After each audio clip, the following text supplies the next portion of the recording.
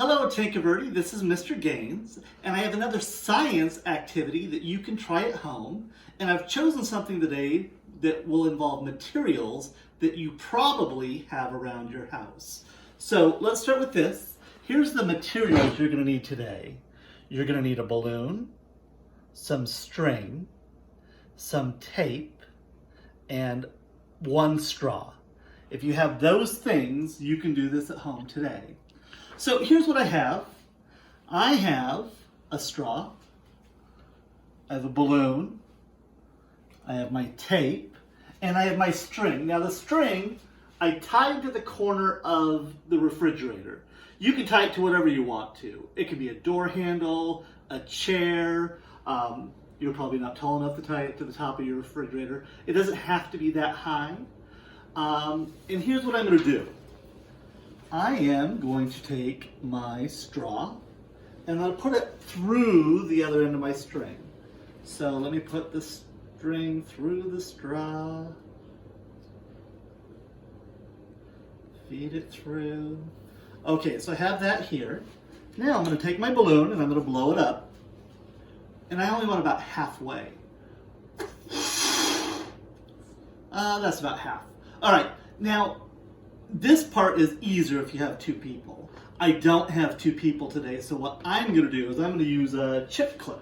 And I'm going to use the chip clip to hold the balloon closed. And I want to tape the balloon to the straw. So here's my tape.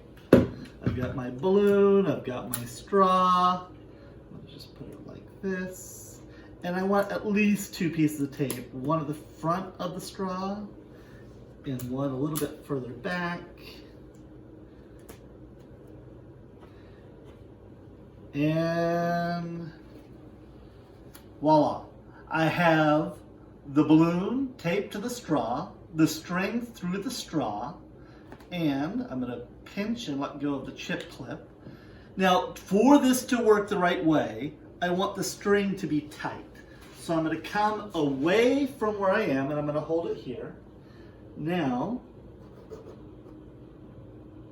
here's what I want you to do. First, make a prediction for what will happen when I let go of the end of the balloon. And I have different activities for different grade levels. So I'm going to pause right here and I'm going to give a couple of questions. If you're in grades kindergarten through second, what I'd like you to do is I want you to first predict what will happen. What will happen when you let go of the end of that balloon? After you try it out, I want you to draw a picture of what happened and why.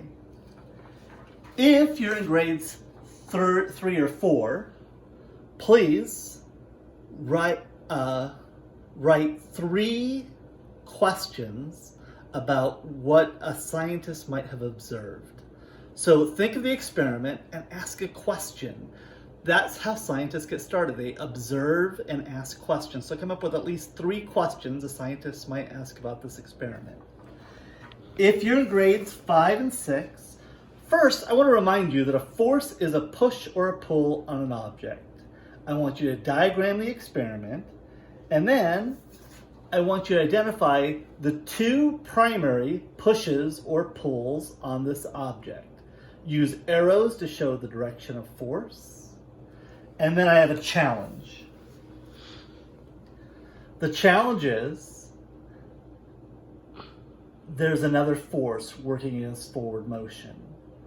Can you identify that force? If you can identify that force, can you then just make a new experiment to test your idea?